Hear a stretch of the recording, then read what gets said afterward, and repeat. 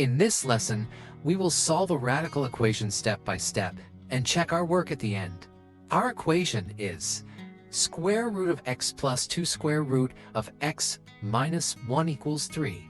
Step 1. Square both sides to remove the outer square root. When we square a square root, it cancels. So we get x plus 2 square root of x minus 1 equals 9. Step 2. Isolate the remaining radical term. Subtract x from both sides to get 2 square root of x minus 1 equals 9 minus x. Step 3. Square both sides again to remove the square root. We square the 2 and the square root together. That gives 4 times x minus 1 equals quantity 9 minus x squared. Step 4. Expand and simplify. On the left, we distribute 4. On the right, we use the FOIL method.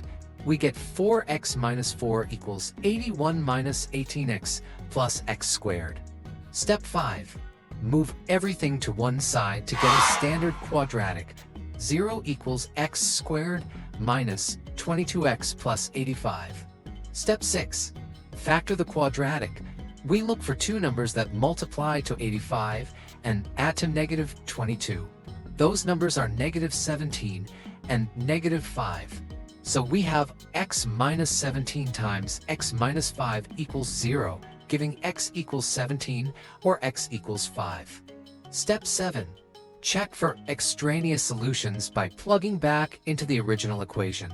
Test x equals 17. Square root of 17 plus 2 square root of 16 equals 5, not 3. So x equals 17 is extraneous. Test x equals 5. Square root of 5 plus 2 square root of 4 equals 3, which matches. So x equals 5 is valid. Therefore, the solution to the equation is x equals 5. Thank you for watching. Tap like, share, and comment, and then follow and subscribe for more quick problem-solving tips. Let's make maths simple. One video at a time only on Myverse Maths.